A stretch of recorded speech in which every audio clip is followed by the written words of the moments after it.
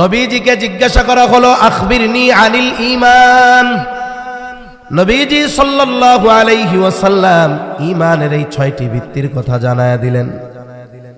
এরপরে প্রশ্ন করা হলো আখবিরনি আনিল ইহসান, আপনি আমাকে ইহসানের ব্যাপারে খবর দেন, ইহসান কি জিনিস? নবীজি বলেন আন তা'বুদাল্লাহা কাআন্নাকা তারাহু ফাইন লাম তাকুন তারাহু ফাইন্নাহু ইয়ারাকা, যে আপনি এমন ভাবে ইবাদত করবেন কেমন যেন আপনি আল্লাহরে দেইখা দেইখা ইবাদত করতেছেন। আর যদি এটা মনে না হয় ফাইন লাম তাকুন তারাহু, আপনি তাকে দেখেন না, ঠিক বলেন তো আল্লাহ আমাকে আপনাকে দেখেন কি দেখেন না? এই দেখেন যে এই বিশ্বাসটা যদি আমার আপনার মধ্যে দৃঢ়ভাবে থাকতো, আল্লাহর কসম আমার আপনার চরিত্র মানুষের সামনে দিবালোকে যেমন সুন্দর, রাতের আধারে একাকীও আমার আপনার চরিত্র এমন হয়ে যেত। এরপরে নবীজিকে প্রশ্ন করা হলো আখবিরনি আনিস সাআহ, আপনি আমাকে কিয়ামতের ব্যাপারে খবর দেন, কিয়ামত কখন হবে আমার এইটা জানান। নবীজি কি জবাব দিয়েছে? প্রশ্ন করতেছে ফেরেশতাদের সরদার, জবাব দিচ্ছে সকল নবীদের সরদার। প্রশ্ন করতেছে ওহির বাহক, জবাব দিচ্ছে ওহির ধারক। প্রশ্ন করতেছে রূহুল আমিন, আর জবাব দিচ্ছে রহমাতুল লিল আলামিন। প্রশ্ন করলো আখবিরনি আনিস সাআহ, নবীজি জবাব দিলেন মাল মাসউলু আনহা বিআলামা মিনাস সাইল। যদিও সাহাবায়ে কেরাম চিনতে পারতেছে না যে এই ব্যক্তিকে, সাহাবায়ে কেরাম না চিনলেও বলেন তো নবীজি চিনতেছে কি চিনে না? তিনি তো জানে জিবরিল প্রশ্ন করতেছে। নবীজি জবাব দিলেন এই ব্যাপারে প্রশ্নকারীর চাইতে, যাকে প্রশ্ন করা হয়েছে তিনি প্রশ্নকারীর চাইতে বেশি জানেন না। তার মানে নবীজি বলেন কেমন যেন, ও ভাই জিবরিল, তুমি যেমন কিয়ামত কখন সংগঠিত হবে জানো না, আমিও তেমন কিয়ামত কখন সংগঠিত হবে জানি না। তার মানে জিবরাইল আলাইহিস সালাম আলিমুল গায়েব নয়, আমার আপনার নবীজিও আলিমুল গায়েব নয়। এরপরে বলছে আলামতের ব্যাপারে বলেন, কিয়ামতের আলামত। নবীজি এই হাদিসে 2টা আলামতের কথা বলছেন, আমি একটার কথা একটু বলি।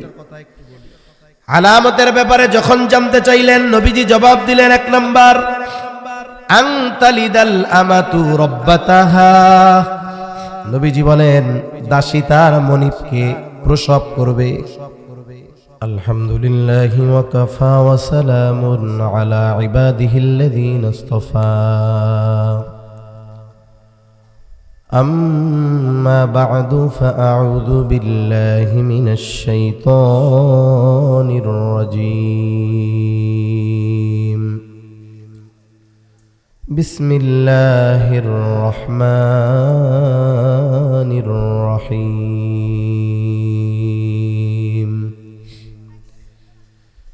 ইন্নাল্লাহা ইনদাহু ইলমুস সাআহ ওয়া ইউনাজ্জিলুল গায়থ ওয়া ইয়া'লামু মা ফিল আরহাম ওয়া মা তাদরি নাফসুম মাযা তাকসিবু গাদা ওয়া মা তাদরি নাফসুম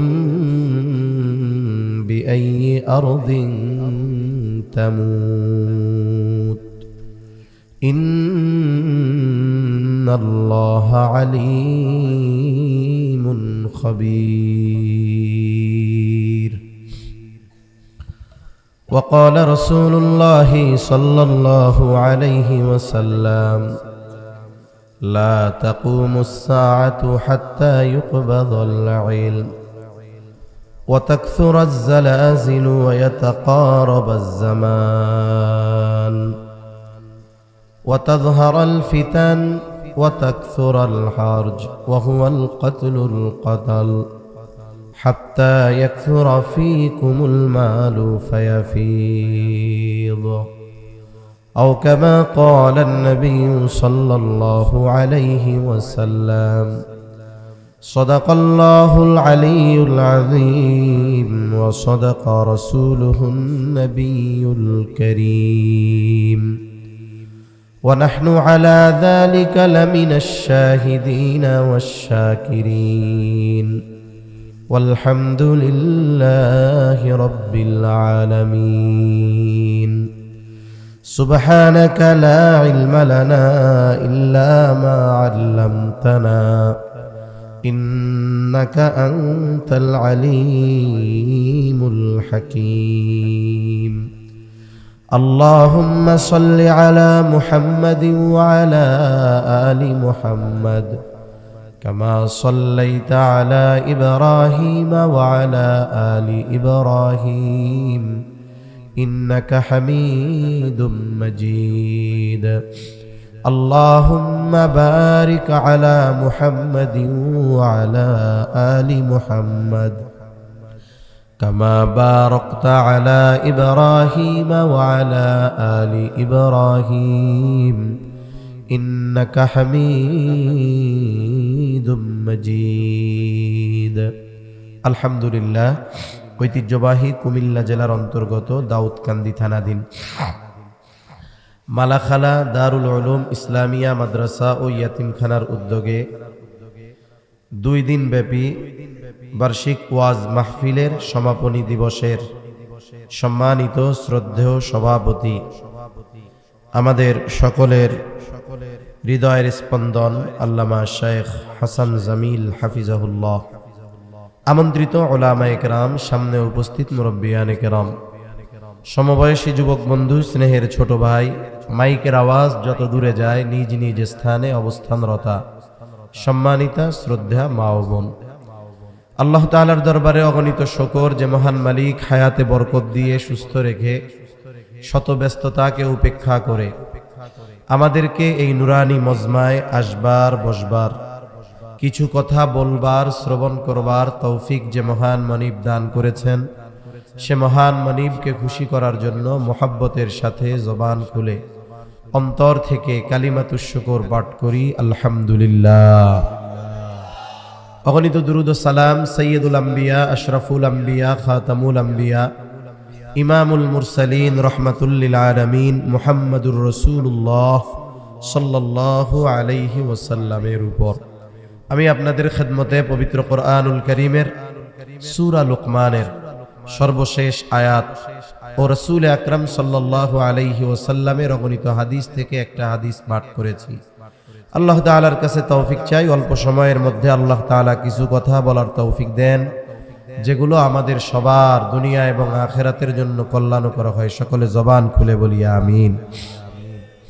যে আয়াতখানা আপনাদের খেদমতে তিলাওয়াত করেছি, এই আয়াতের মধ্যে আল্লাহ তাআলা গায়েব সম্পৃক্ত 5টি বিষয়ের কথা বলেছেন। সাথে সাথে এই 5টি বিষয়কে কোরআনুল কারীমের আরেক আয়াতে আল্লাহ তাআলাই বলেছেন এগুলো হলো মাফাতিহুল গায়েব, গায়েবের চাবি সমূহ। মুফাসসিরিনে কেরাম বলেন এই পৃথিবীতে যত গায়েব সম্পৃক্ত বিষয় আছে, সকল গায়েব সম্পৃক্ত বিষয়গুলো কোনো না কোনোভাবে এই 5টির সাথে সংযুক্ত। আর আমরা যে ঈমানদার, আল্লাহ তাআলা কোরআনুল কারীমের সর্ববৃহৎ সূরা, সর্বপ্রথম সূরা সূরা বাকারার মধ্যে আমাদের পরিচয় দিতে গিয়ে আল্লাহ তাআলা বলেন আল্লাযীনা ইউমিনুনা বিল গায়ব। ঈমানদারদের প্রথম পরিচয় যে তারা অদৃশ্যের উপরে, গায়েবের উপরে ঈমান আনে। এজন্য গায়েব সম্পৃক্ত যে বিষয়গুলো কোরআন হাদিসে আছে, এগুলোর ব্যাপারে আমাদের একেবারে সংশয় ছাড়া বিশ্বাস রাখা, এটাই প্রকৃত ঈমানের দাবি। 5টি বিষয়ের মধ্যে প্রথম বিষয় যেটা, আল্লাহ তাআলা বলেন ইন্নাল্লাহা ইনদাহু ইলমুস সাআহ, নিশ্চয়ই আল্লাহ তাআলার নিকটেই কিয়ামতের ইলম। কিয়ামত কখন সংগঠিত হবে এর সুনির্দিষ্ট সময় একমাত্র আল্লাহ তাআলা জানে। প্রথমত কিয়ামত সংগঠিত হবে এ ব্যাপারে কোনো সন্দেহ নাই, কারণ কিয়ামতের ব্যাপারে ওয়াদা দিয়েছেন আল্লাহ। আর এই ওয়াদার সত্যায়ন করেছেন আল্লাহর প্রেরিত সব রাসূলগণ। তবে কখন সংগঠিত হবে এই কিয়ামত, এর সুনির্দিষ্ট সময় আল্লাহ তাআলা ব্যতীত আর কেউ জানে না। কেন জানে না? বলে আল্লাহ ব্যতীত আলিমুল গায়েব আর কেউ নাই। আল্লাহই একমাত্র আলিমুল গায়েব। কিন্তু আমাদের দেশে কিছু ভাই আছে, তারা বলতে চায় নবীজিকে তারা মোহাব্বত করে অনেক। নবীজিকে যদিও মোহাব্বতের মানদণ্ড হলো নবীর অনুসরণ, সুন্নাত মেনে চলা। যদিও আমাদের ওই ভাইরা নবীকে মোহাব্বত করে, তবে তাদের 3.5 হাত বডির মধ্যে সুন্নাত নাই। এরপরে তারা মোহাব্বত করে।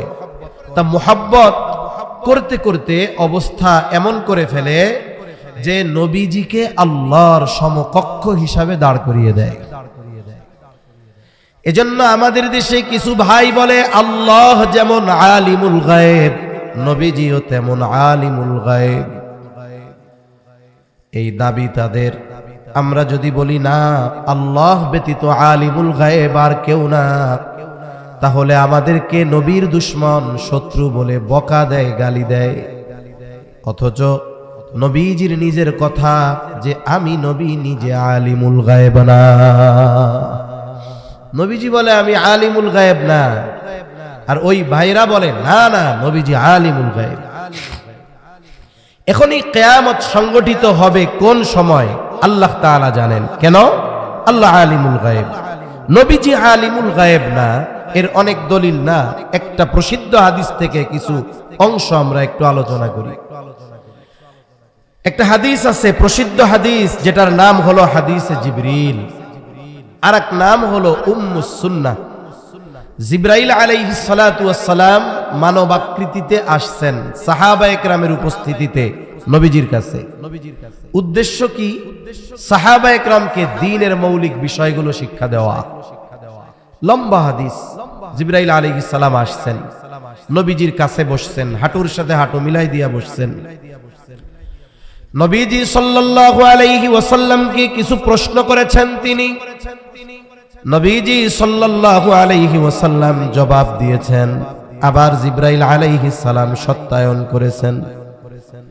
প্রশ্নগুলোর মধ্যে প্রথম প্রশ্ন, আখবিরনি আনিল ইসলাম, আপনি আমাকে ইসলামের ব্যাপারে বলেন, ইসলাম কি জিনিস? আমরা সবাই জানি ইসলামের ভিত্তি হলো 5টা। কয়টা? একটু জবান খুলে বলেন। ওই 5টার কথা নবীজি বললেন। এরপরে নবীজি সাল্লাল্লাহু আলাইহি ওয়াসাল্লামকে প্রশ্ন করা হলো, আখবিরনি আনিল ঈমান, আমাকে ঈমানের ব্যাপারে খবর দেন, ঈমানের ব্যাপারে বলেন, ঈমান কি জিনিস? ঈমানের ভিত্তি হলো 6টি। কয়টি? একটু জবান খুলে বলেন। 6টা ভিত্তি। এক জায়গায় জিজ্ঞাসা করছি ঈমানের ভিত্তি কয়টা বলেন তো, অনেক মানুষ একজনও বলতে পারে নাই। উলামায়ে কেরাম ছাড়া জিজ্ঞাসা করছি। তারপরে বলছি বলেন তো ঈমানে মুফাসসালটা কোন? ছোটবেলায় আমরা মক্তবে পড়ছি না? বললাম কে আছেন একটু দাঁড়ায় কোন। এরপরে বলছি অনেক সময় হয় সূরা ফাতিহা সবার মুখস্থ, কিন্তু সবার সামনে দাঁড়ায় বলতে ভয় লাগে। অসুবিধা নাই, আপনি আইসা আমার কানের কাছে মুখটা লাগায় আস্তে আস্তে কোন। একজন আল্লাহর বান্দা দাঁড়াইতে পারে নাই। অথচ ছোটবেলায় মক্তবে আমরা পড়েছি আমানতু বিল্লাহি ওয়া মালাইকাতিহি ওয়া কুতুবিহি ওয়া রুসুলিহি ওয়াল ইয়াউমিল আখিরি ওয়াল কদরি খাইরিহি ওয়া শাররিহি মিনাল্লাহি তাআলা ওয়াল বা'সি বা'দাল মাউত। যদিও এই জায়গায় 7টি বাক্য আছে, তবে 5 নাম্বার ওয়াল ইয়াউমিল আখিরি, 7 নাম্বার ওয়াল বা'সি বা'দাল মাউত, আখিরাতের উপরে ঈমান আনলাম 5 নাম্বার, মৃত্যুর পরে পুনরুজ্জীবিত হওয়ার উপরে ঈমান আনলাম। এখন বলেন তো মরার পরে যে আবার আমাদের জীবিত করা হবে, এটা কি ইহকালে না পরকালে? দুনিয়াতে না আখিরাতে? তাহলে মরার পরে আবার জীবিত হওয়া এটা আখিরাতের একটা অংশ। এই হিসাবে 5 নাম্বারের মধ্যে 7 নাম্বারটা আছে। এই হিসাবে এই 2টা হলো 1-এর মধ্যে 2, এই 2টা মিলে যদি হয় 1টা, বাকি আরো 5টা, সর্বসাকুল্য ঈমানের ভিত্তি কয়টা? 6টা।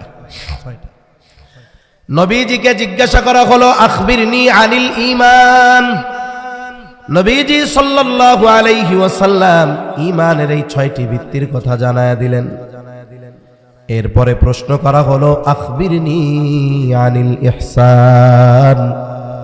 আপনি আমাকে ইহসানের ব্যাপারে খবর দেন, ইহসান কি জিনিস? নবীজি বলেন আন তা'বুদাল্লাহা কাআন্নাকা তারাহু ফাইন লাম তাকুন তারাহু ফাইন্নাহু ইয়ারাকা। যে আপনি এমন ভাবে ইবাদত করবেন কেমন যেন আপনি আল্লাহরে দেইখা দেইখা ইবাদত করতেছেন। আর যদি এটা মনে না হয় ফাইন লাম তাকুন তারাহু, আপনি তাকে দেখেন না, ঠিক বলেন তো আল্লাহ আমাকে আপনাকে দেখেন কি দেখেন না? এই দেখেন যে এই বিশ্বাসটা যদি আমার আপনার মধ্যে দৃঢ়ভাবে থাকতো, আল্লাহর কসম আমার আপনার চরিত্র মানুষের সামনে দিবালোকে যেমন সুন্দর, রাতের আধারে একাকীও আমার আপনার চরিত্র এমন হয়ে যেত। আমাদের চরিত্রের অবস্থা কি? যে আমরা মানুষের সামনে একরকম, সবচেয়ে সুন্দর বিষয়টা মানুষের সামনে আমরা তুলে ধরার চেষ্টা করি, অথচ যখন মানুষের চোখের আড়ালে যাই তখন অনেক সময় আমাদের এমন কিছু প্রকাশ পায় যা মানুষের সামনে আমরা প্রকাশ করি না। কিন্তু যদি এই চিন্তা থাকে সব সময় যে কেউ আমারে না দেখলেও সর্বহালতে দেখতেছেন কে, তাইলে আমার ইবাদত সুন্দর হবে, আচার আচরণ সুন্দর হবে, দুনিয়ার চলাফেরা সুন্দর হবে। কেউ না থাকলেও, কেউ না দেখলেও চিন্তা থাকবে আমার আল্লাহ দেখতেছে, একাকী রাতের বেলাও আমার দ্বারা কোনো গুনাহ হবে না। এরপরে নবীজিকে প্রশ্ন করা হলো আখবিরনি আনিস সাআহ। আপনি আমাকে কিয়ামতের ব্যাপারে খবর দেন, কিয়ামত কখন হবে আমার এইটা জানান। নবীজি কি জবাব দিয়েছে?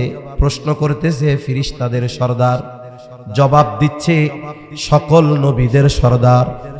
প্রশ্ন করতেছে ওহীর বাহক, জবাব দিচ্ছে ওহীর ধারক। প্রশ্ন করতেছে রূহুল আমিন, আর জবাব দিচ্ছে রাহমাতুল লিল আলামিন। প্রশ্ন করলো আখবিরনি আনিস সাআহ। নবীজি জবাব দিলেন মাল মাসউলু আনহা বিআলামা মিনাস সাইল। যদিও সাহাবায়ে কেরাম চিনতে পারতেছে না যে এই ব্যক্তিকে, সাহাবায়ে কেরাম না চিনলেও বলেন তো নবীজি চিনতেছে কি চিনে না? তিনি তো জানে। জিবরিল প্রশ্ন করতেছে, নবীজি জবাব দিলেন এই ব্যাপারে প্রশ্নকারীর চাইতে, যাকে প্রশ্ন করা হয়েছে তিনি প্রশ্নকারীর চাইতে বেশি জানেন না। তার মানে নবীজি বলেন কেমন যেন, ও ভাই জিবরিল, তুমি যেমন কিয়ামত কখন সংগঠিত হবে জানো না, আমিও তেমন কিয়ামত কখন সংগঠিত হবে জানি না। তার মানে জিবরাইল আলাইহিস সালাম আলিমুল গায়েব নয়, আমার আপনার নবীজিও আলিমুল গায়েব নয়। এরপরে বলছে আলামতের ব্যাপারে বলেন, কিয়ামতের আলামত। নবীজি এই হাদিসে 2টা আলামতের কথা বলছেন, আমি একটার কথা একটু বলি। আলামতের ব্যাপারে যখন জানতে চাইলেন নবীজি জবাব দিলেন 1 নাম্বার আনতালিদাল আমাতু রাব্বাতাহা। নবীজি বলেন দাসী তার মনিবকে প্রসব করবে। এর কয়েকটা ব্যাখ্যা আমাদের মুহাদ্দিসিনে কেরাম বলেন, একটা আপনাদের শোনাই। আমরা অনেক সময় শুনি উলামায়ে কেরাম পাশ্চাত্য কালচারের ব্যাপারে বিরোধিতা করে। অনেক সময় বলে না যে পশ্চিমা যেই কালচার এদেশে আমদানি করতে দেওয়া হবে না, বলি না আমরা বলি ভারতীয় আধিপত্যবাদকে দূর করে আমেরিকান আর পাশ্চাত্য কালচার আমাদের উপরে চাপায়া দেওয়া হবে।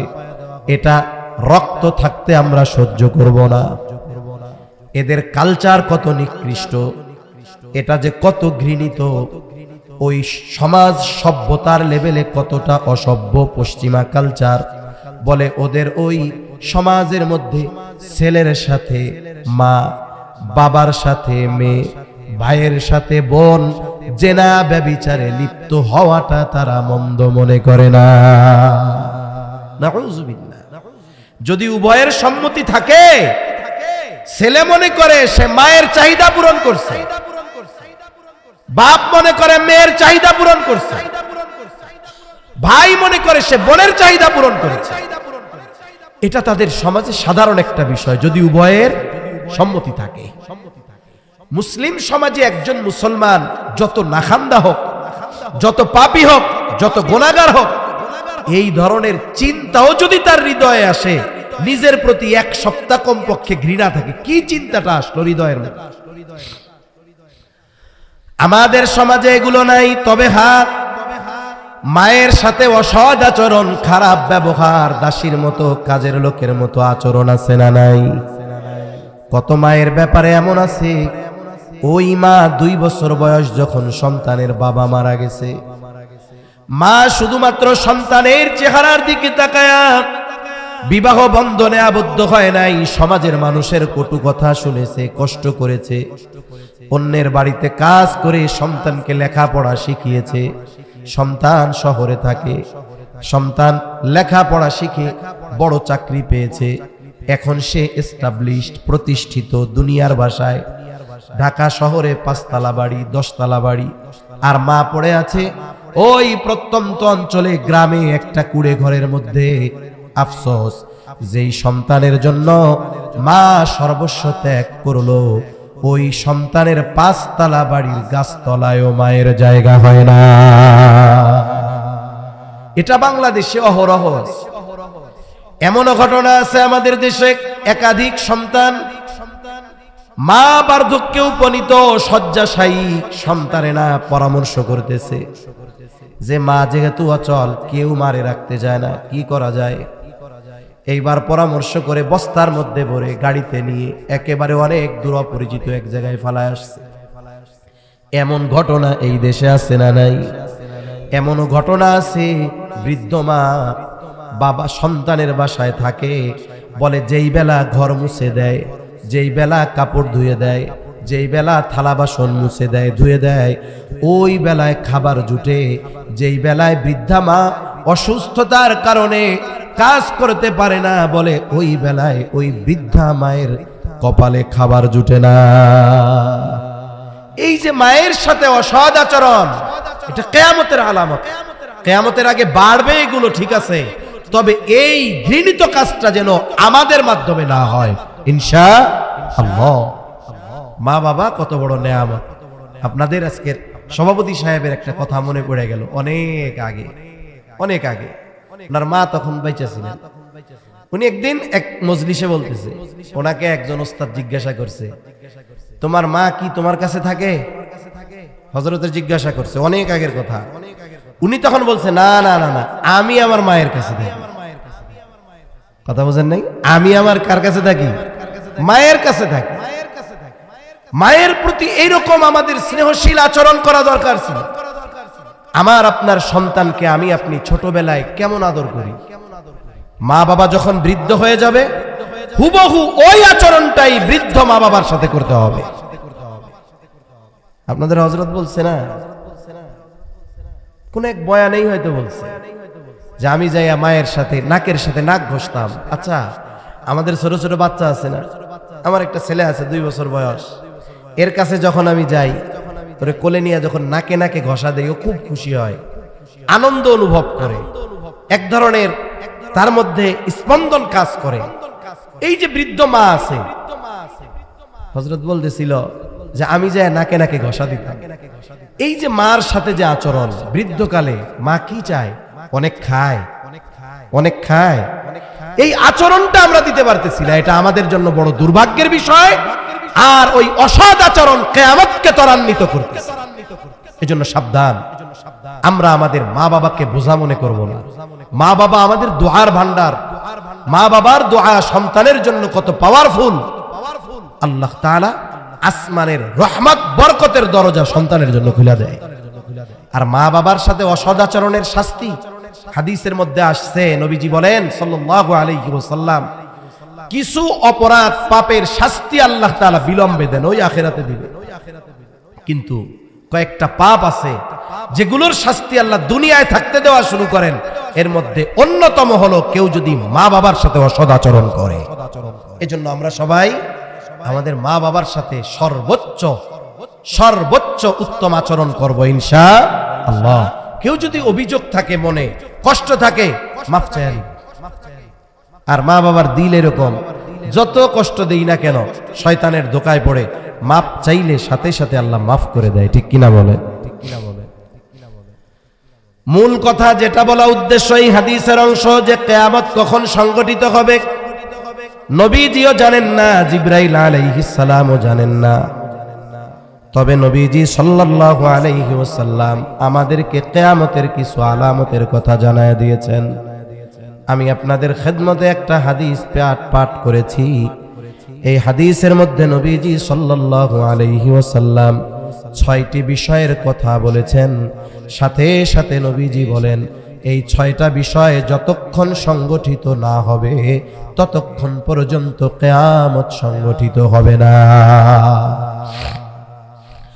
1 নাম্বার, নবীজি সাল্লাল্লাহু আলাইহি ওয়াসাল্লাম বলেন, লা তাকুমুস সাআতু হাত্তা ইউকবাদাল ইলম। কিয়ামত ততক্ষণ পর্যন্ত সংগঠিত হবে না যতক্ষণ না ইলম উঠিয়ে না নেওয়া হবে। তার মানে কিয়ামতের আগে ইলম উঠায় নেওয়া হবে। এখন ইলম ওঠানোর পদ্ধতিটা কি হবে? আমরা ছোটবেলায় গ্রামে, প্রত্যন্ত অঞ্চল আমাদের ছিল, তখন মাদ্রাসা ছিল না, উলামা একরাম কম ছিল। ওই গওহরডাঙ্গা মাদ্রাসা ছিল অনেক দূর আমাদের এলাকা থেকে। মানুষেরা তখন বলতো, আলোচনা করতো মুরব্বীরা, কিয়ামতের আগে আল্লাহ তাআলা কোরআন হাদিস উঠায়া নিয়ে যাবে, তার মানে ইলম উঠায়া নিয়ে যাবে। এই কথাটাকে তাদের ভাষায় বলতো কোরআন হাদিস উঠায়া নিয়ে যাবে। সারা পৃথিবীতে এত কোরআন হাদিস ছাপানো, লেখা, এগুলো আল্লাহ কেমনে উঠাবে? তারা গল্প বলতো, গল্প। কি গল্প?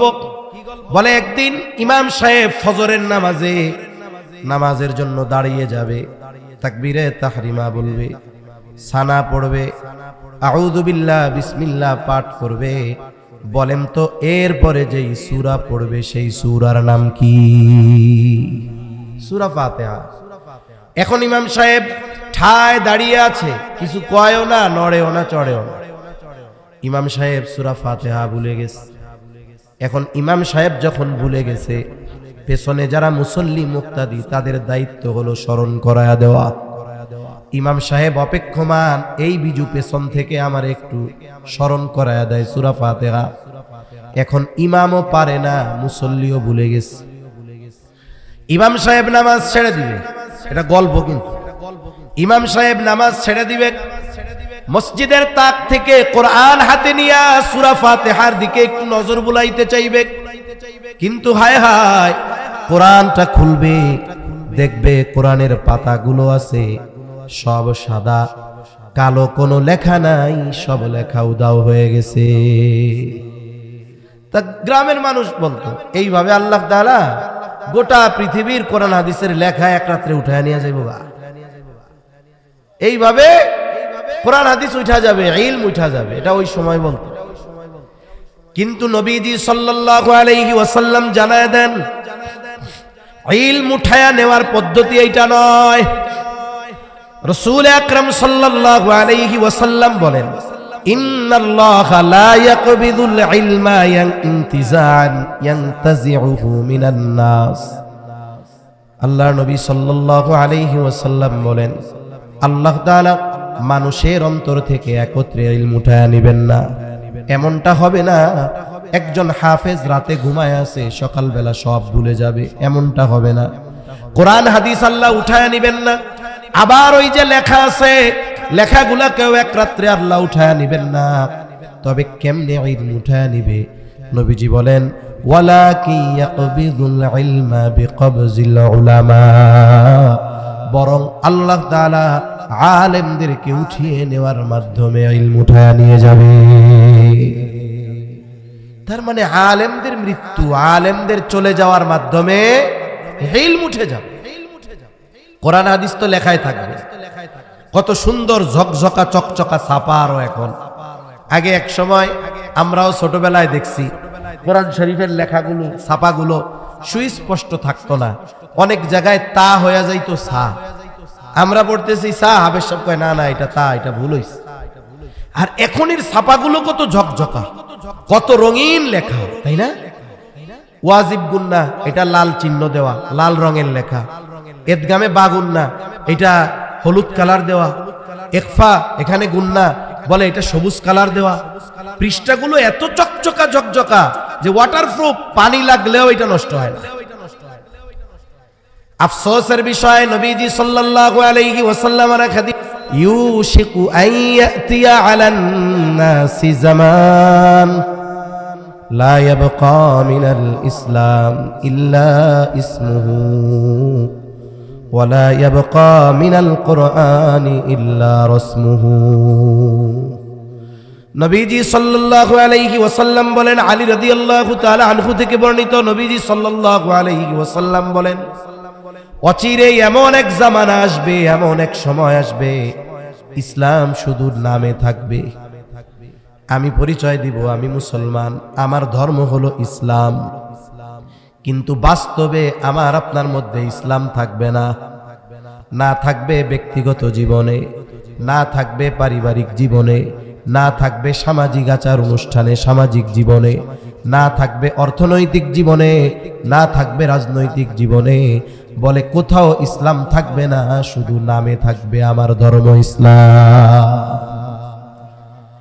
ব্যক্তিগত জীবনে আমাদের ইসলাম নাই। একটা মানুষ যদি নিজেকে আমি পরিপূর্ণ পরিশুদ্ধ না করতে পারি, তাইলে আমি আমার পরিবারকে পরিশুদ্ধ করতে পারবো? পরিবারের মানুষ যারা, এরা পরিবারের অধিপতিকে দেখে দেখে অনুসরণ করে। ছোট বাচ্চা যারা আছে, এরা ইসলামের উপরে আসবে কেমনে? এদেরকে পিটাইয়া সব শেখানো যায় না, এরা দেখে দেখে শিখে। এখন ওর বাপ খায় বিড়ি, সিগারেট, অন্য কিছু, ও তো প্যান্ট পরা শেখার আগে বিড়ি খাওয়া শিখবে, সিগারেট খাওয়া শিখবে। ওর বাপ যদি নামাজি হয়, মুত্তাকি হয়, সত্যবাদী হয়, সচ্চরিত্রের হয়, এর প্রভাব ওই সন্তানের মধ্যে পড়বে, পরিবারের মধ্যে পড়বে। এভাবেই আস্তে আস্তে পরিবর্তনের শুরু নিজের থেকে করা দরকার। কিন্তু আমরা অনেক সময় বুঝি না। আমরা ওলামা একরাম, মুরব্বীরা যখন বলে আমরা রাগ হই, এটাও আমরা বুঝি না। কি বুঝি না? বলে আমার মধ্যে যদি ইসলাম না থাকে, আমি ইসলামকে প্রতিষ্ঠিত কেমনে করব? সেজন্য আমাকে আপনাকে পরিপূর্ণ ইসলামের মধ্যে অন্তর্ভুক্ত হওয়ার দরকার আছে না নাই? আমাদের সামাজিক আচার অনুষ্ঠানে ইসলাম আছে না নাই? বলে না, আছে। একটা উদাহরণ দেই।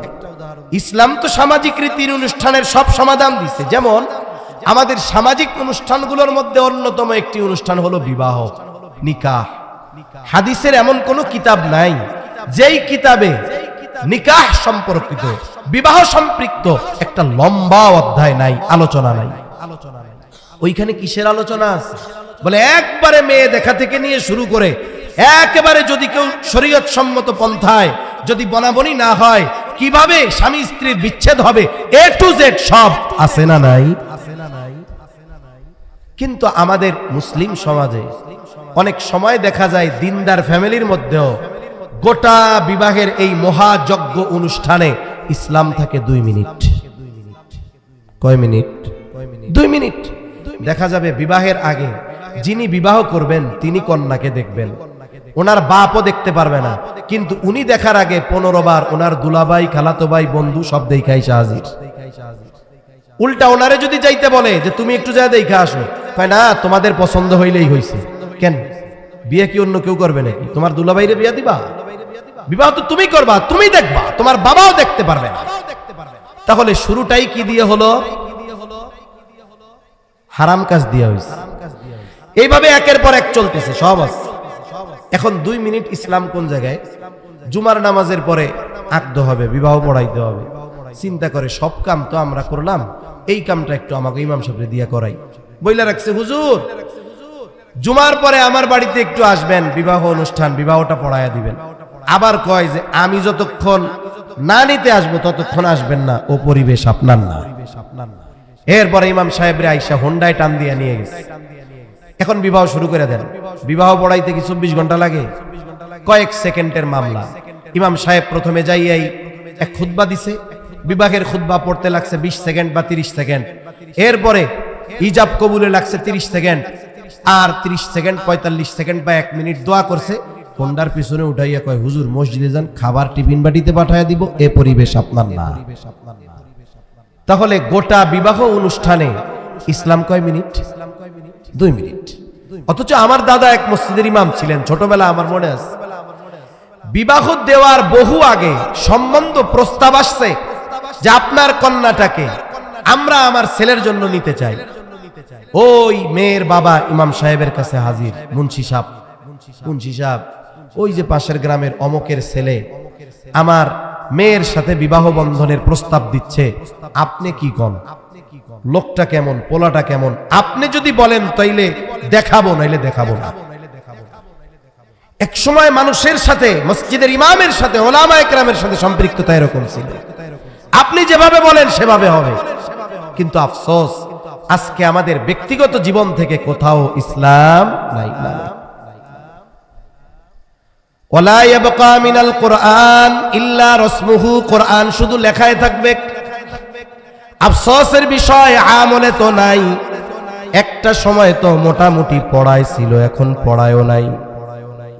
একটা সময় বিশেষ করে 2000 সালের আগেও ছিল, প্রত্যেকটা বাড়িতে যখন মোবাইল ছিল না, ইন্টারনেট ছিল না, অনেক অঞ্চলে কারেন্ট ছিল না, এশার নামাজের পর পর সব মানুষেরা ঘুমায়া যাইত।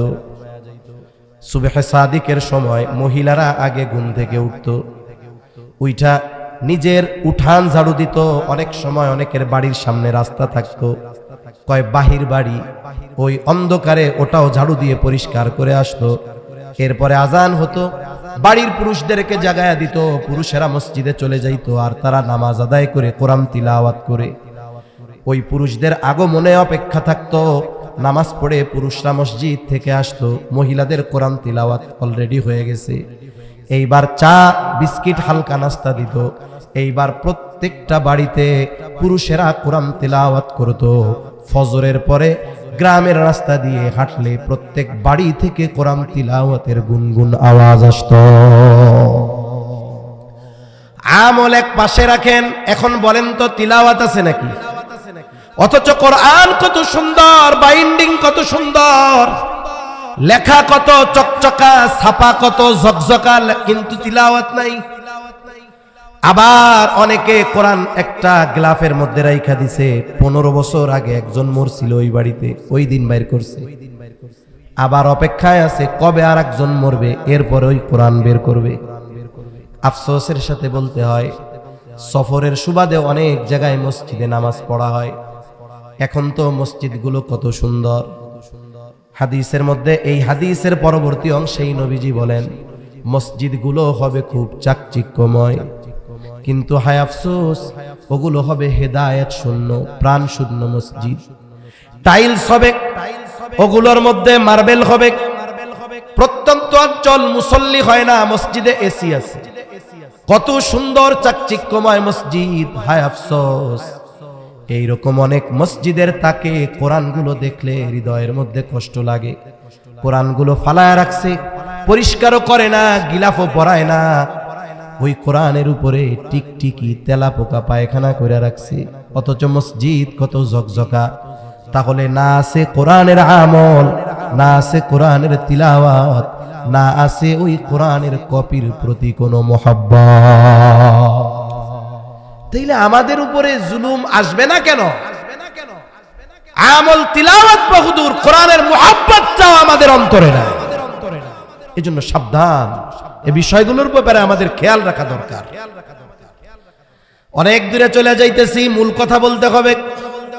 তাহলে নবীজি সাল্লাল্লাহু আলাইহি ওয়াসাল্লাম বলেন, ওয়ালাকিন ইয়াকবিদুল ইলমা বিকবদিল উলামা, আল্লাহ তাআলা আলেমদেরকে উঠিয়ে নেওয়ার মাধ্যমে ইলম উঠায় নিয়ে যাবে।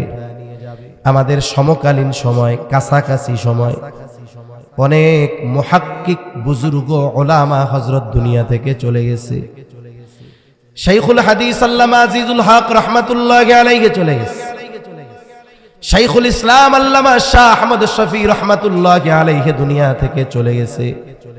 কায়েদে মিল্লাত জুনাইদ বাবু নগরী রহমাতুল্লাহি আলাইহি দুনিয়া থেকে চলে গেছে। মুফতি আব্দুস সালাম চাটগামি রহমাতুল্লাহি আলাইহি চলে গেছে। ফটিয়ার মুফতি সাহেব হাফেজ আহমদুল হক সাহেব দুনিয়া থেকে চলে গেছে। একের পর এক আলেম চলে গেছে।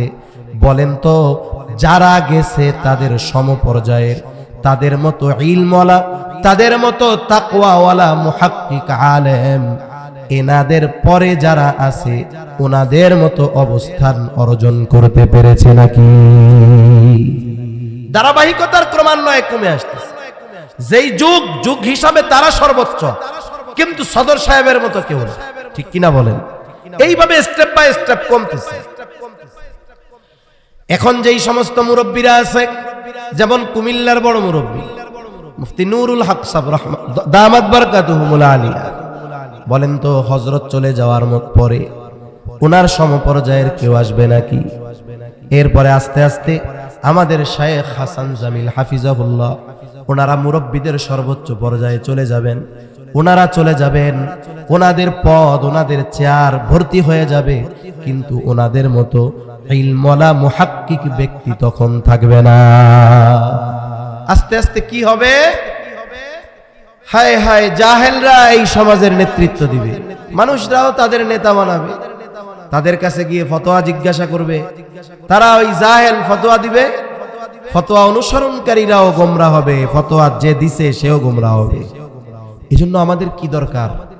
প্রথমত আলেম যারা বেঁচে আছেন এনাদের জন্য আল্লাহর কাছে নেক হায়াত কামনা করে দোয়া করা দরকার। দ্বিতীয়ত, এই আলেমগুলো কোন জায়গা থেকে আসে? বলে মাদ্রাসা থেকে।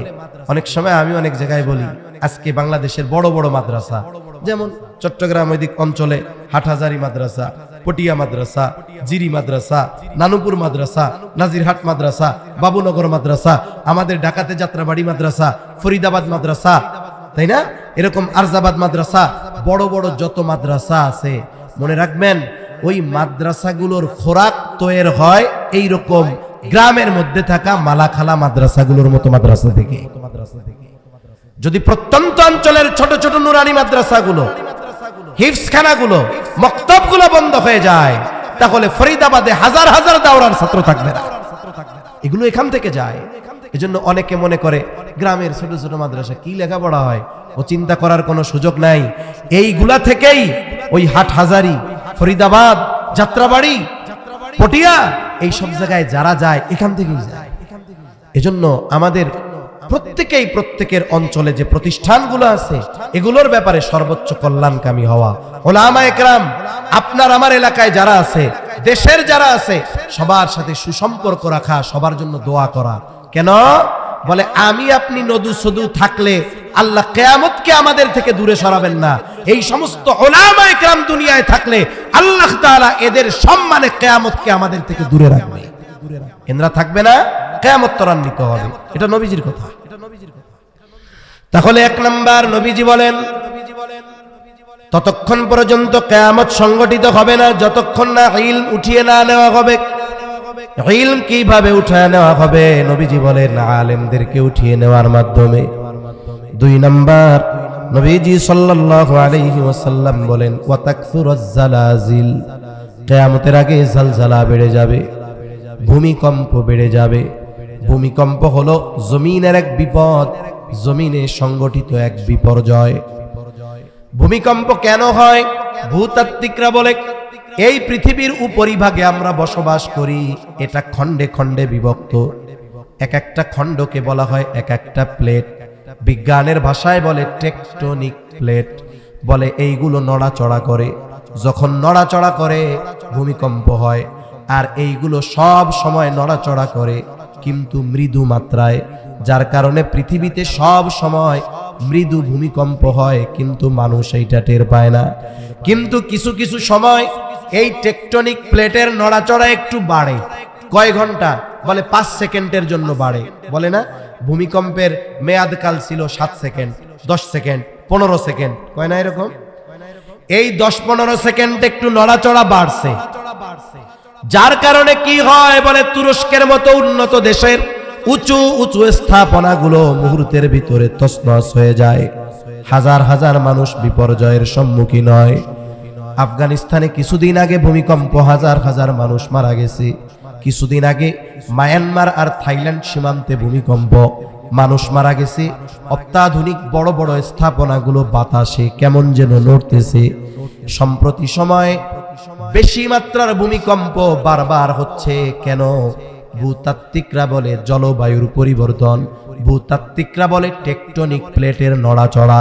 কিন্তু ইমানদার এই মুসিবত বিপর্যয়গুলোকে শুধু জাগতিক নজর দিয়ে দেখে না, বরং এই বিষয়গুলোকে সে কোরআন এবং হাদিসের নজর দিয়ে দেখে। তাহলে এই ধরনের বিপর্যয় কেন বাড়ে? আল্লাহ তাআলা বলেন, যাহারাল ফাসাদু ফিল বাররি ওয়াল বাহরি বিমা কাসাবাত আইদিন নাস। জলস্থলে যত রকমের বিপর্যয়, জলে পানিতে কি হয়? পানিতে হয় সিডর, আয়লা, লাইলা, সুনামি, জলোচ্ছ্বাস। স্থলে কি হয়? বলে ভূমিকম্প, ভূমিধস, পাহাড় ধস, অতি খরা, অনাবৃষ্টি, অতিবৃষ্টি। এগুলো কেন হয়? বলে এগুলো হলো মানুষের হাতের কামাই। আমরা যেই আমল করি ওই আমলের কারণে আল্লাহ এগুলা দেন। আল্লাহ তাআলা বলেন এগুলো হলো মানুষের হাতের কামাই। লিউযিকাহুম বা'দাল্লাযী আমিলু, আমাদের আমলের কারণে আমাদেরকে এই শাস্তিগুলো আস্বাদন করানো হয়। তবে আল্লাহ তাআলা এর দ্বারা আমাদেরকে সমূলে ধ্বংস করে দিতে চান না, কারণ রাহমাতুল লিল আলামিনের দোয়া, আয় আল্লাহ আমার উম্মতকে পাপের কারণে অতীতের উম্মতের মতো সমূলে ধ্বংস করবেন না, নাইলে এই উম্মতের মধ্যে যত পাপ, যদি অতীতের উম্মতের মতো অবস্থা হইত, নবীজির দোয়া যদি না থাকতো, আমাদেরকে আল্লাহ সমূলে শেষ করে দিত। তবে আল্লাহ দেন না, কিন্তু যা দেন কেন দেন? বলে লাআল্লাহুম ইয়ারজিউন।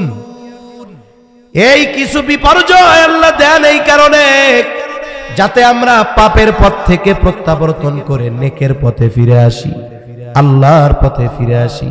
রেড সিগন্যাল দেয় আল্লাহ। তাহলে মূল কথা হলো এই যে ভূমিকম্প, ভূমিধস, অতিবৃষ্টি, অনাবৃষ্টি, এগুলো হওয়ার কারণ হলো আমরা নিজে। কোন কোন কারণে এইগুলা হয়? অনেক কারণে হয়, হাদিসের মধ্যে আসছে। জমিনে যখন পাপাচার বাড়ে, জমিনে যখন জুলুম বাড়ে, ওজনে কম দেওয়া বাড়ে, যাকাতকে যখন জরিমানা মনে করে, যখন মদ্যপান বেড়ে যায়, নাচ গান, অশ্লীলতা, ব্যভিচার যখন বেড়ে যায়, ভূমিকম্প, ভূমিধস বেড়ে যায়, তার মানে কিয়ামতের আগে এগুলো আরো বাড়বে। বাড়বে কেন? পাপের কারণে। হ্যাঁ বাড়বে বুঝলাম, তবে সাবধান, এই বাড়া যেই সমস্ত পাপের কারণে, এইগুলো যেন আমাদের দ্বারা না হয়। অন্যরা করতেছে, স্রোতের সাথে তাল মিলায়া আমিও করব, কেন আমরা করব না? ইনশাআল্লাহ পাপ বাড়বে, ঠিক আছে, কিন্তু যাদের মাধ্যমে বাড়বে আমরা তাদের অন্তর্ভুক্ত হব না। তাহলে 2 নাম্বার, নবীজি বলেন ওয়াতাকসুরাজ জালাজিলু, জালজালা বাড়বে। এরপরে নবীজি বলেন ওয়ায়াতাকারাবাজ জামান, সময় নিকটবর্তী হয়ে যাবে। মুহাদ্দিসিনে কেরাম বলেন এর দ্বারা উদ্দেশ্য হলো সময় থেকে বরকত উঠে যাবে। কিয়ামতের আগে অবস্থা এমন হবে, এক জুমা থেকে আরেক জুমা তাড়াতাড়ি চলে আসবে, এক জুমা থেকে আরেক জুমা তাড়াতাড়ি চলে আসবে। শেষ জামানায় 1 যুগ 12 বছর, এটাকে মনে হবে 1 বছরের মতো, বছরকে মনে হবে মাসের মতো, মাসকে মনে হবে সপ্তাহের মতো, সপ্তাহকে মনে হবে দিনের মতো, দিনকে মনে হবে ঘন্টার মতো, ঘন্টাকে মনে হবে মিনিটের মতো, মিনিটকে মনে হবে আগুনের স্ফুলিঙ্গ মানে সেকেন্ডের মতো। এত দ্রুততার সাথে সময় চলে যাবে। জাস্টিস মুফতি তকি উসমানী দামাত বরকাতুহুমুল আলিয়া হযরত সফরে আসবে জানুয়ারিতে, জানুয়ারির মাঝামাঝি সময়ের দিকে বাংলাদেশে আসবে। সময়ের মূল্যায়ন নিয়ে হযরত এক বয়ানে বলতেছে, সময় হলো এমন এক জিনিস, মানুষ এই সময়কে ব্যবহারের মাধ্যমে সময়কে মানুষ প্রলম্বিত করে ফেলতে পারে, আবার এই সময়ের অপব্যবহারের মাধ্যমে সময়কে মানুষ সংকুচিত করে ফেলতে পারে। তার মানে সময় চলে যাবে কিন্তু কাজ হবে না। আবার আরেকজন সময় অল্প কিন্তু কাজ হয়ে যাবে অনেক। এখন সময়কে ব্যবহারের মাধ্যমে সময়কে প্রলম্বিত করা যায়। এটা কেমনে হইতে পারে? ভালো কাজে সময়ের মধ্যে বরকত আসে, সময় প্রলম্বিত হয়। হুজুর এটা কেমনে হয়? এটা হওয়ার তো সিস্টেম আমাদের দেশে অনেক আছে। একটা দুইটা উদাহরণ দেই। মনে করেন আমাদের দেশে ইমাম সাহেবদের সম্মান আমরা যথাযথ না করতে পারলেও কিন্তু ইমাম সাহেবের উপরে মুসল্লিরা মোটামুটি পিএইচডি করে ফেলতে পারে। কোন কোন বিষয়? ইমাম সাহেব যদি মোটামুটি দীর্ঘকাল ওই জিম্মাদারিতে থাকে, মুসল্লিদের মুখস্থ হয়ে যায় যে ইমাম সাহেবের ফজরে কয় মিনিট লাগে, জোহরে কয় মিনিট লাগে, আসরে কয় মিনিট লাগে, মাগরিবে কয় মিনিট লাগে, এশায় কয় মিনিট লাগে, আছে না? জানে, মুখস্থ হয়ে গেছে। আবার এখনকার আর এক সমস্যা হইল, মসজিদের সামনের দিকে ঘড়ি থাকে তিন চারটা ঘড়ি থাকে, নামাজের সময়সূচি সহ ঘড়ি, আলাদা আর একটা ডিজিটাল ঘড়ি। এখন মুরব্বীরা ডিজিটাল বুঝে না, কয় আর একটা থাকে ওই কাটাওয়ালা ঘড়ি। 5-7টা ঘড়ি থাকে। ঘড়ি থাকার ক্ষতি কি? এখন মসজিদে নামাজের সময় যখন হবে, ইমাম সাহেব নামাজে দাঁড়াবে, কিন্তু মুসল্লি কি করে? ইমাম উপস্থিত, উনি দাঁড়ানোর আগে মুসল্লি সব দাঁড়ায় যায়। হয় কি হয় না? আমাদের বাংলাদেশে বিশেষ করে জুমার দিন যেই খুতবা দেওয়া হয়, সানি খুতবা, খুতবাতুল আহকাম থেকে, আশরাফ আলী থানবী রহমাতুল্লাহি আলাইহির সংকলিত খুতবা থেকে খুতবা দেওয়া হয়। দুই খুতবার কিচ্ছু মুসল্লি না বুঝুক, কোরআন শরীফ পড়তে না পারুক, কিচ্ছু না বুঝুক, আলহামদুলিল্লাহ বুঝে না, কিন্তু মুসল্লি ফাযকুরুনি আযকুরুকুম বুঝে। হ্যাঁ, যখন ইমাম সাহেব কয় ফাযকুরুনি আযকুরুকুম, ও আল্লাহ শেষ হইছে নি এখনো, ওয়াশকুরুলি ওয়ালা তাকফুরুন পর্যন্ত পৌঁছাইতে দেয় না, মুসল্লি সব দাঁড়ানো সারা। ঠিক কিনা কোন? এটা ঠিক না। নামাজে আসছি আমি, সময় হয়ে গেছে, সময় নির্ধারণ করা আছে, এততে জামাত। ইমাম সাহেব কি 1-2 মিনিট আগে পরে পড়ানোর ক্ষমতা ইমাম সাহেবের নাই? তাইলে কেন আপনি ইমাম সাহেবের আগে দাঁড়াবো? না দাঁড়া। অনেক সময় জুমার দিন 1:10 বয়ান শেষ করে, কথা প্রসঙ্গে ইমাম সাহেবের 1-2 মিনিট বেশি লাগতে পারে। যেই 1-2 মিনিট বেশি লাগে, কিছু মুসল্লি এরকম করে ঘড়ি দেখেন না, টাইম হয়ে গেছে, বুঝেন না? এই আর এক সমস্যা। এখন ইমাম সাহেব ফজরের নামাজে দাঁড়াইছে, অন্যান্য দিন জুমার রাত, বৃহস্পতিবার দিবাগত রাত, জুমা রাত, চিন্তা করছে অন্যান্য দিন 2 পৃষ্ঠা দিয়া উনি 2 রাকাত ফজরের নামাজ পড়ায়। চিন্তা করছে জুমার দিন, জুমার রাত একটা ফজিলত আছে, সূরা সাজদা প্রথম রাকাত, দ্বিতীয় রাকাতে সূরা দাহার। এখন উনি চিন্তা করছে এই 2 সূরা দিয়া আজকে আমি ফজরের নামাজটা পড়াবো। মুসল্লিদের কিছু বলে নাই।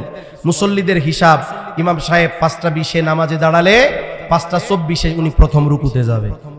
এখন আজকে তো ইমাম সাহেব 1 রাকাতে 1 পৃষ্ঠা পড়বে না, প্রথম রাকাতে পড়বে উনি হলো 3 পৃষ্ঠা। এখন 24 পার হয়ে গেছে, রুকুতে যায় না কেন? 25 যেই আসে সেই একজনের মধ্যে সিগন্যাল দেয় 26 হইছে, ইমাম সাহেব এখনো রুকুতে যায় না কেন? এইবার ওনারে অনুসরণ করে আরো কয়েকজন মুসল্লি জামাতবদ্ধ হইয়া ইমাম সাহেব চিন্তা করছিলাম এদের একটা সুন্নাতের উপরে আমল করামু, যে কাশাকাশি শুরু হইছে, একটু পরে আমাকে এই রোগ ধরে কিনা। আল্লাহু আকবার। ইমাম সাহেব নামাজ শেষ করলেন। অন্যান্য দিন 2 পৃষ্ঠা দিয়ে পড়াইতেন, আজকে সর্বসাকুল্য 3 পৃষ্ঠা বেশি হইতো। 3 পৃষ্ঠা ফজরের নামাজের তিলাওয়াতে নাইলে 5 মিনিট লাগতো। কয় মিনিট? অন্য দিন যদি 10 মিনিট লাগে, আজকে লাগতো 15 মিনিট। কয় মিনিট বেশি লাগতো? বলেন তো, এই 5 মিনিট বেশি যে লাগতো, এই 5 মিনিট আমরা কি করতাম? ইমানের পরে সবচাইতে গুরুত্বপূর্ণ ইবাদত নামাজের মধ্যে থাকতাম। আর নামাজ এটা এমন এক ইবাদত, আল্লাহর সাথে সরাসরি বান্দার কানেকশন হয়ে যায়। তার মানে কানেকশন এখন কার সাথে? বলেন তো, এর চেয়ে ভালো কাজ আর আছে? অথচ আমরা মুসল্লি, এই 5 মিনিট আমাদের কাছে 50 ঘন্টার মতো লাগে। জুমার দিন কিছু মুসল্লি দেখবেন, সালাম ইমাম সাহেব ফিরাইছে, আসসালামু আলাইকুম ওয়া রাহমাতুল্লাহ, আসসালামু আলাইকুম ওয়া রাহমাতুল্লাহ, এরপরে এই ঘাড়টারে আর এই জায়গায় আনে না, এই বাম দিকে ঘুরে বের হয়ে যায়। আছে না নাই? এই 2-3 মিনিট সহ্য হয় না। অথচ ওই মুসল্লি ইমামের 3-4 মিনিট ফজরে বেশি লাগছে, কষ্ট হয়ে গেছে, মসজিদ থেকে বের হয়ে চায়ের দোকানে বসছে, 5:45 বসছে, একটানা 10:45 বাড়ি ফিরছে। এই যে 5 ঘন্টা তার কোনো কষ্ট লাগে নাই, আর অধৈর্য হয় না। তাহলে কি বুঝলেন? ভালো কাজে 5 মিনিট কষ্ট লাগে কেন? সময়টা লম্বা মনে হয়। এই যে অহেতুক কাজে 5 ঘন্টা বসে থাকলো, কষ্ট লাগলো না কেন? বলে ওই যে অহেতুক কাজে সময় ব্যয় করলে সময় বরকত শূন্য হয়ে যায়। যেন আমরা যদি সময়ে বরকত চাই, তাহলে আমাদের সময়গুলো ভালো কাজে অতিবাহিত করব ইনশাআল্লাহ। বলেন ইনশাআল্লাহ। শেষ 5-6 মিনিটের মধ্যে শেষ করে দিব। দেখুন, মানুষ মারা যাওয়ার পরে কথা বলে। নবীজি সাল্লাল্লাহু আলাইহি ওয়াসাল্লাম বলছেন কথা বলে, তবে আমরা শুনি না, কিন্তু শুনে কে? যদি আমরা শুনতে পাইতাম, নবীজি বলে, তাইলে ভয়ে দাফন কাফন বাদ দিয়া দিতাম। যেই মানুষগুলো দুনিয়ায় এই হায়াত, এই সময়কে নষ্ট করে অহেতুক কাজে, গুনার কাজে, নেক কাজ বাদ দিয়ে চায়ের দোকানে, ওই লোকগুলো মারা যাওয়ার পরে কথা বলবে, আফসোস করবে, আল্লাহর কাছে একটু ফরিয়াদ করবে, আল্লাহ আমার একটু দুনিয়ায় যাওয়ার সুযোগ দেন না। কি বলবে? আল্লাহ বলেন, ফায়াকুল রব্বি লাউলা আখরতানি ইলা আজালিন করিব ফাআসাদদাক ওয়া আকুম মিনাস সালিহিন। যেই লোকগুলো দুনিয়ায় তাদের হায়াতকে ভালো কাজে অতিবাহিত করে নাই, আল্লাহ তাআলা সম্পদ দিয়েছিলেন, ওই সম্পদ ভালো কাজে ব্যয় করে নাই, সময় ছিল নেক আমল করে নাই, গুনার কাজ আর অহেতুক কাজে ব্যয় করছে, ওই লোকগুলো বলবে, ও রব, যদি আমার একটু সামান্য সময়ের জন্য অবকাশ দেওয়া হইতো, আবার যদি একটু দুনিয়ায় যাওয়ার সুযোগ দিতেন, ও মালিক, আমারে যে সম্পদ দিয়েছিলেন তা থেকে আমি সদকা করতাম, সময়গুলোতে ভালো কাজে অতিবাহিত করতাম, এত সৎ কর্ম করতাম, ওয়া আকুম মিনাস সালিহিন, আমি সৎ কর্মশীলদের অন্তর্ভুক্ত হয়ে যাইতাম, যদি আবার একটু দুনিয়ায় যাওয়ার সুযোগ দিতেন। বলেন তো, ওই ব্যক্তি যত দরদ, যত আবেগ নিয়ে আল্লাহর কাছে বলুক না কেন, পুনরায় একটা সেকেন্ডের জন্য তাকে দুনিয়ায় আসতে দেওয়া হবে নাকি? যেই বিষয়টার জন্য আফসোস করবে, ওই বিষয়টা আমার আপনার এখন আছে, হায়াত আছে, সময় আছে, সম্পদ আছে। তাই অনুরোধ করি আপনাদের কাছে, এই সময়টাকে আমরা খেলায় খেলায় কাটাবো না, কোন ইনশাআল্লাহ। 4 নম্বর, নবীজি বলেন, ওয়াতাযহারুল ফিতান, কিয়ামতের আগে ফিতনা প্রকাশ পাবে। এখানে উদ্দেশ্য হলো দাজ্জালের ফিতনা। দাজ্জাল না আসা পর্যন্ত কিয়ামত হবে না। দাজ্জালের ফিতনা সবচেয়ে বড় ফিতনা। নবীজি উম্মতের প্রতি রহম দিল আমল শিখায়া দিয়েছেন। জুমার দিন সূরা কাহাফের আমল, কমপক্ষে সূরা কাহাফের প্রথম 10 আয়াত আমরা যদি এই আমল করি, দাজ্জালের ফিতনা থেকে আল্লাহ হেফাজত করবে। আমাদের বুজুর্গানে দিন বলেন, যে আমলটা দাজ্জালের মতো মহা ফিতনা থেকে উম্মতকে হেফাজত করতে পারে, আশা করা যায় এই আমল যে ধারাবাহিকভাবে করবে, দাজ্জাল আগমনের আগে যত ফিতনা আসবে, আল্লাহ তাআলা এই আমলের বরকতে উম্মতকে হেফাজত করবে। 5 নম্বর, নবীজি বলেন, কিয়ামতের আগে হারজ বেড়ে যাবে, হত্যাকাণ্ড বাড়বে। সাহাবায়ে কেরাম বলেন, ইয়া রাসূলুল্লাহ, আমরা তো প্রতি বছর হাজার হাজার মুশরিক হত্যা করি, এটা কি হারজ? নবীজি বলেন, না, এটা হলো পারস্পরিক হত্যাকাণ্ড। মুসলমানদের নিজেদের মধ্যে হত্যাকাণ্ড বাড়বে। প্রতিবেশী প্রতিবেশীকে হত্যা করবে, চাচা ভাতিজাকে হত্যা করবে, ভাই ভাইকে হত্যা করবে। যদি বর্তমান দুনিয়ায় দৈনিক যদি কাফেররা 100 মুসলমান হত্যা করে, তাহলে মুসলমানের হাতে অপর মুসলমানের হত্যা হয় মিনিমাম 1000। তাইলে বলেন, কাফেররা বেশি মুসলমান হত্যা করে না মুসলমানেরা? তার মানে আমরা নিজেরা নিজেদের হত্যা করি, ব্যক্তিগত কারণে, রাজনৈতিক কারণে, সামাজিক কারণে, অর্থনৈতিক কারণে। এজন্য হত্যাকাণ্ড বহুদূর। আমরা আমাদের জবান দিয়ে একজন মুসলমান ভাইকে জাগতিক কারণে কথার দ্বারাও কষ্ট দিব না। আর যদি দ্বীনের ব্যাপারে হয়, আমার বাবাকেও ছাড় দিব না, ঠিক কিনা বলেন? কিন্তু জাগতিক কারণে আমি একজন মুসলমান ভাইকে জবান দিয়ে একটা কটু কথা বলবো না। 6 নম্বর, নবীজি বলেন, কিয়ামতের আগে মানুষের সম্পদ এত পরিমাণ হবে, উপচায় পড়বে। মুহাদ্দিসিনে কেরাম বলেন, এটা হবে ঈসা আলাইহিস সালামের সময়, যখন দাজ্জালকে হত্যা করবে। গোটা পৃথিবীর সব জায়গায় আনাচে কানাচে ইসলাম পৌঁছিয়ে যাবে। সে মুসলমান নামে হবে না, তার অন্তরে নেফাকি থাকবে না, প্রত্যেকে পাক্কা মুমিন হবে। আর আল্লাহর ওয়াদা, ওয়ালাউ আন্না আহলাল কুরা আমানু ওয়াত্তাকাউ লাফাতাহনা আলাইহিম বারাকাতিম মিনাস সামাই ওয়াল আরদ। যদি ওই জনপদের অধিবাসীরা ঈমান আনে, মুত্তাকি হয়ে যায়, আমি আসমান জমিনের বরকতের দরজা সমূহ খুলে দিব। সুবহানাল্লাহ। এত পরিমাণ বরকত হবে, মানুষের এত সম্পদ হবে যে মানুষ দান সদকা করার মতো লোক খুঁজে পাবে না। নবীজি বলেন, এই 6টা বিষয় সংগঠিত না হওয়া পর্যন্ত কিয়ামত সংগঠিত হবে না। মূল কথা হলো কিয়ামত হবে সুনিশ্চিত, আল্লাহর ওয়াদা।